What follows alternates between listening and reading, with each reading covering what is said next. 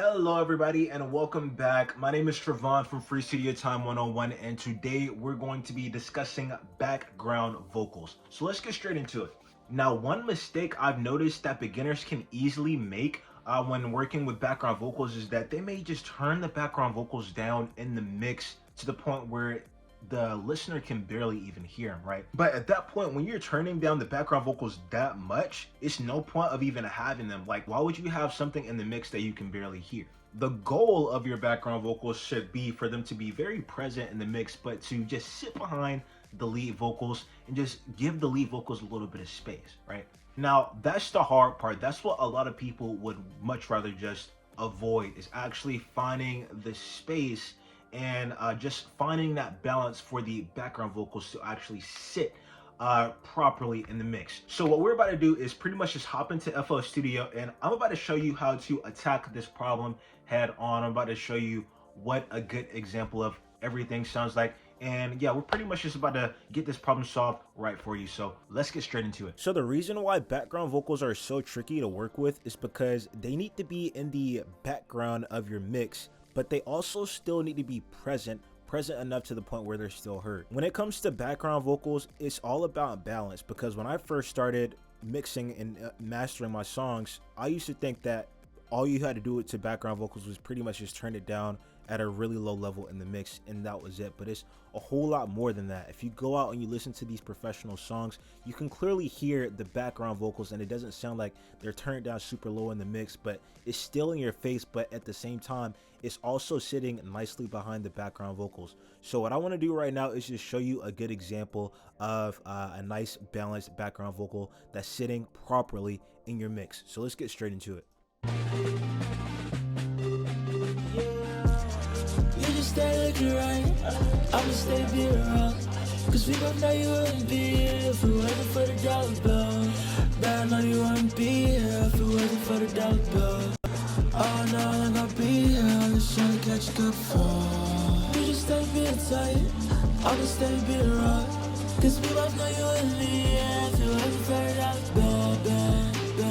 Be here, be here, be here, be here, be here, be here, be here.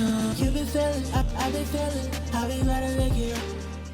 So I don't know if you could hear anything crazy in there or not, but I definitely left a little bit of an Easter egg in there for you. I'm gonna give you a hint. It has something to do with phasing, right? But anyways, back to background vocals. As far as what we were supposed to be listening for in those background vocals, that's exactly what we needed.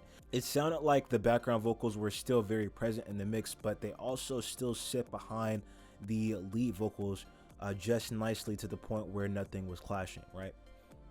And this is how it's always supposed to be. Like, if you're in a situation where you have background vocals and you're just turning them down in the mix to the point where you can barely even hear them as you play through the song, majority of the time there's no point of even having those background vocals in the mix. You need to actually be able to hear them.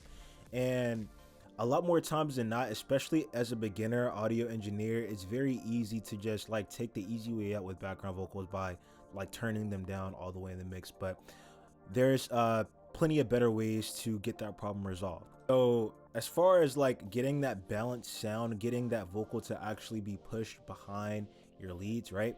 First thing you need to do always is make sure you hop on with the nice EQ. So with this EQ, you see I really did not do anything too crazy. I just did, what's that, 1 2 3 4 adjustments. All I did was 4 adjustments. Really what you want to do with the EQ on these background vocals is make sure you're leaving room in the frequencies on your background vocals for your lead vocals to nicely sit in, right?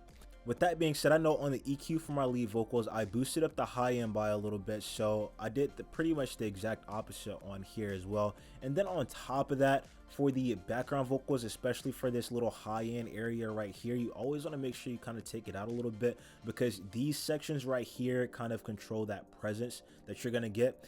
If you watched the last video, you noticed this frequency range right here is where a lot of the actual presence from your vocal will come from, where it'll actually sound like it's in your face. So when working with background vocals, you definitely want to do the exact opposite and come by and pull these frequencies down a little bit, just cut them down. So that's why I came over here with a nice low pass filter, and I came over here and I cut a little bit of this out. And then lastly, I just came over here, and just because I know a lot of really funky boxy frequencies are going on over here, and honestly, I just want this to sound like it's in the background of the mix, and I don't want any of those boxy frequencies to be seeping up and then kind of like coming up and clashing with the lead vocals. And it's just like a bunch of different crazy stuff. I just wanted to make sure I got this part taken under control, right? And then I got a little bit of extra insurance with the dynamic EQ by turning on dynamic EQ on both of these. So really cool. So EQ is really how you're gonna have leverage over your background vocals as far as like volume wise, right? Because depending on how you duck these frequencies down inside this mix, it's gonna determine how loud you can turn up these background vocals without them interfering or sounding like they're clashing with the lead vocal. This is pretty much the whole entire sauce is gonna cause our background vocals to sound nice and balanced in the mix.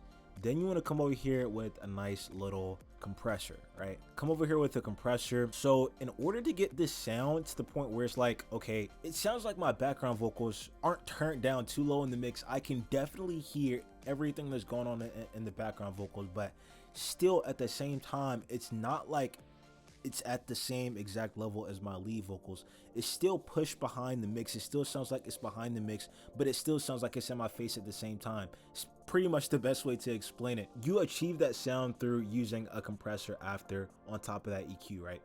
So what I did with this compressor right here, nice 10-to-1 ratio.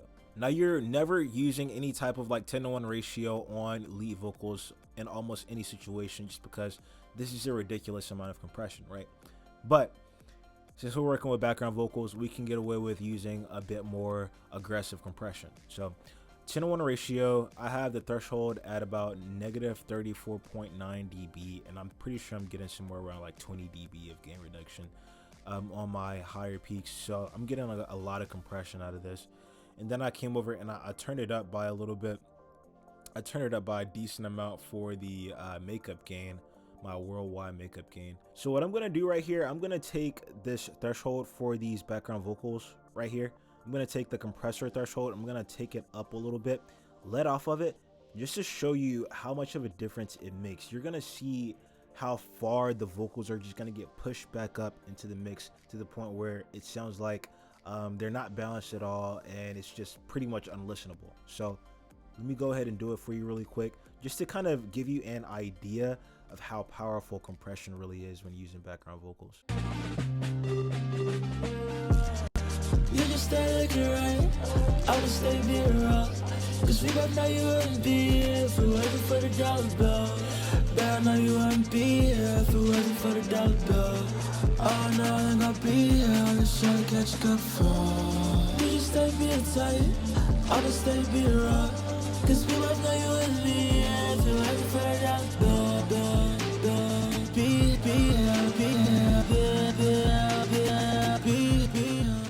Now, as you just heard, it doesn't necessarily sound bad, right? It doesn't sound bad at all, but it doesn't really feel like it's sitting right there in the back of the mix like how it's supposed to. Now let's come back and let's pull this back to, what was that, 34.7? It was like a 34.7. 34.6 is fine, and I had it up here to 17. All right, so yeah, I mean, it didn't necessarily sound like it didn't necessarily sound like you could really hear those background vocals, because that's the thing. It's really easy to get the background vocals to sit in the back of the mix, but the hard part is actually being able to still hear those background vocals after you finish them, to the point where it's not necessarily overpowering your leads, but it's still sitting in that mix, and it's pretty much just complementing everything. Now, this is pretty much how you achieve that, bringing that threshold down by a lot, using a lot of compression, and then coming up and adding a little bit of makeup gain. And you can really only get away with using stuff like this if you have the EQ set to the right adjustments after. And honestly, if you're still having trouble with the whole frequencies and getting everything to sound nice and balanced, after doing your EQ and your compression, you can always come over and add another EQ after your compression and your de-essing or whatever. So yeah, but now I'm just gonna give you another quick comparison to listen to after we just heard how the compression sounded with it let off of the threshold by a very little bit. So let's get into it.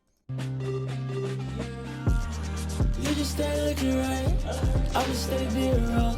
Cause we both know you wouldn't be here if it wasn't for the dollar bill. But I know you wouldn't be here if it wasn't for the dollar bill. Oh no, I'm gonna be here. I'm just trying to catch a good fall. You just stay being tight. I'll just stay being wrong. Cause we both know you wouldn't be here if it wasn't for the dollar bill.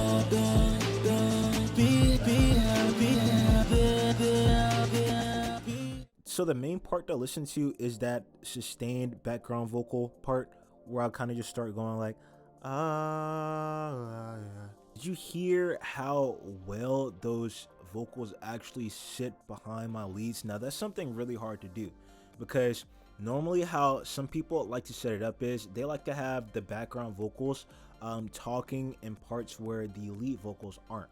And that way it's a lot easier to kind of have everything fit together, but on special parts like this where everything's kind of like working at the exact same time, it's a little bit harder to get that sound to fit in the right place, but that's exactly how it's supposed to go. So two more things that I wanted to go over in this background vocal bus that got my background vocals to actually sound present but still sit in the back of my mix like how it's supposed to, right?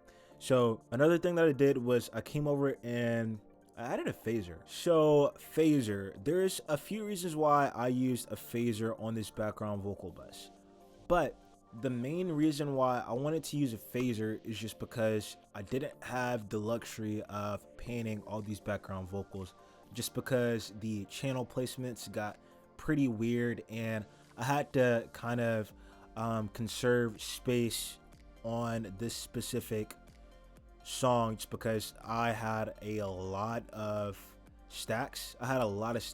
And I like to place each individual audio take in its own separate channel, so I pretty much maxed out the amount of inserts I had, so I had to kind of like get a little creative here. But that pretty much means if I wanted to kind of like, you know, let's just say I wanted to come over here and I wanted to pan this specific insert to the right or to the left, right? This specific insert has multiple audio takes on it. So what that means is on the specific audio take, it could hold like a background vocal from like the first part of the song and a background vocal for like the end part of the song. So if I wanted to kind of like switch up where the placement of a specific audio take would be in the mix, it would kind of just make everything confusing. So in situations like this where you kind of have chaos in the midst of your channel placement, it's best to just use something like a stereo widener or a phaser. It just makes your life a whole lot easier. Now what a phaser is going to do is pretty much play around with the placement of your audio material in the stereo image. It's going to give this nice cool little crazy effect where it's going to make the audio material sound like it's kind of like swimming between each of the headphones. It's super duper cool. I use phaser on these background vocals to pretty much give my background vocals a little bit more space for my leads, because if I did have the luxury to pan, that's what I would definitely do anyways. You normally want to pan your background vocals to place them in different sides of the stereo image where the lead vocals aren't really too prominent at. Now doing things like this, making space for your background vocals, is where you're really gonna find that balance as far as like fitting your vocals inside of your mixes. So what I'm gonna do is I'm just gonna let you have an even closer listen to this phaser and what it's actually doing to my vocals really quick, and you're gonna see exactly how it's giving my vocals space. Yeah, you just stay looking right.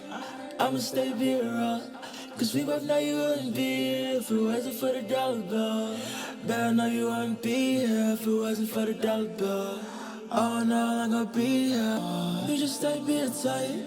I'ma stay being wrong. Cause we both know you wouldn't be here if it wasn't for the dollar bill. Be here.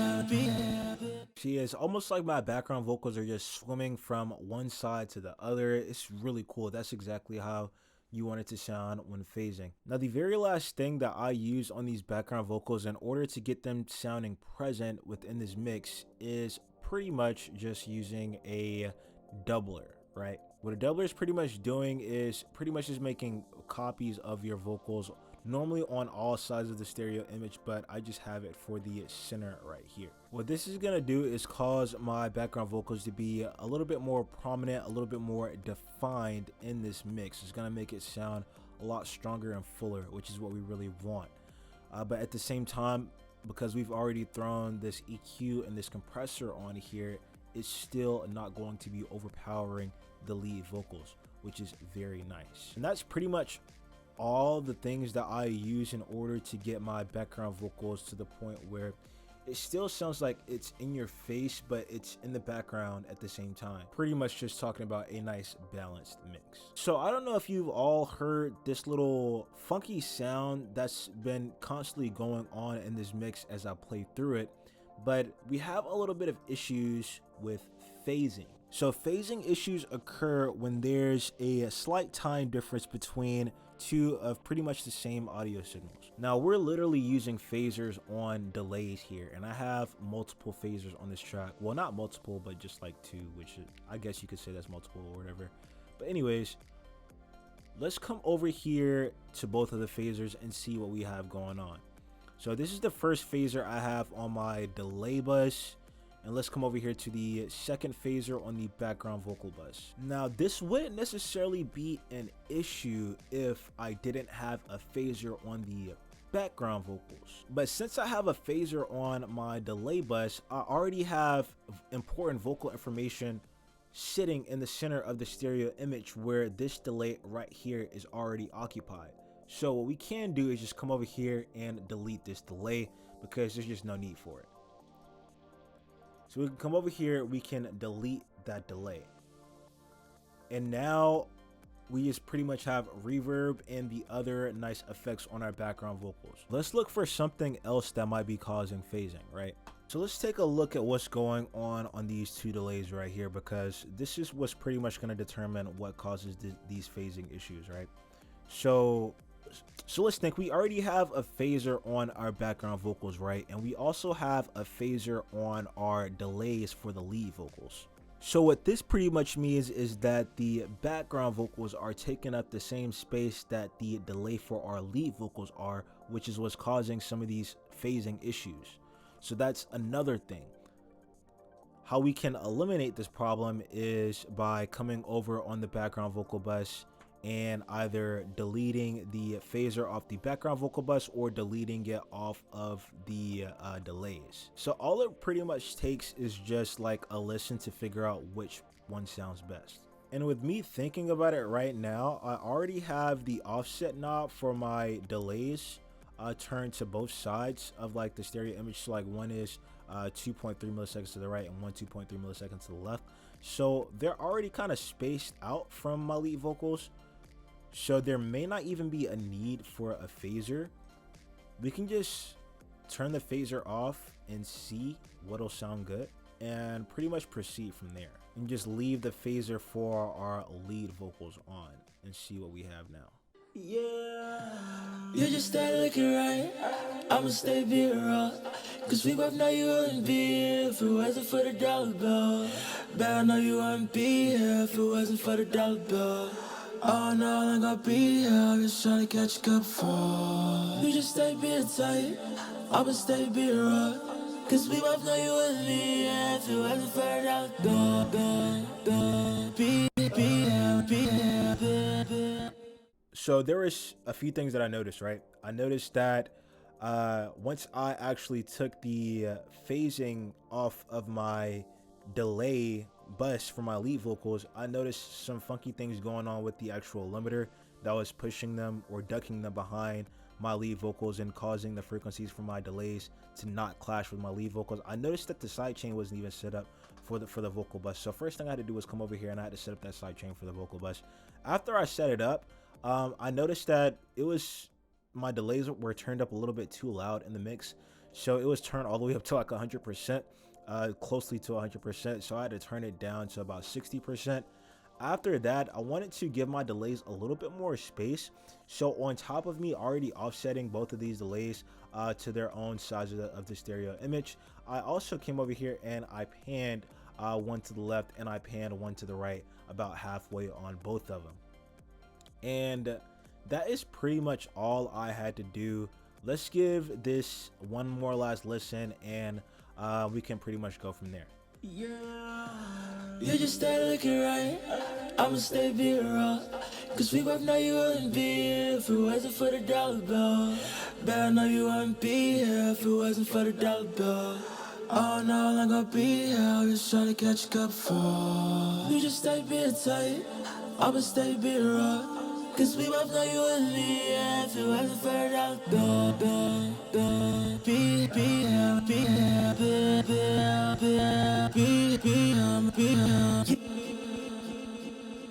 Now that is how you properly handle background vocals, everyone. Recording artists and aspiring audio engineers, I'm now speaking directly to you. Are you struggling trying to figure out everything inside of your digital audio workstation when it comes to mixing and mastering, but to no avail? You've just been stuck in a standstill. I want to help you reach your desired sound in a short amount of time. I want to help you. Let me help you. My goal is to help anybody who's struggling and don't really have any sense of direction when it comes to getting better at mixing and mastering. I want your sound to be as best as it can possibly be, so a lot of people can listen to your music. So if that sounds like something that you really want, or you sound like something that could really benefit you, what I need from you is to click that link in the description so we can talk more about it, figure out your individual goals, and go from there. Again, if you want to work with me in helping you get your desired sound in a short amount of time, click the link down below and we can get everything sorted out. But all right, everyone, I hope you got a lot of value out of this video. If you did, make sure to hit like. Also, make sure to hit subscribe. I'll catch you all in the next one.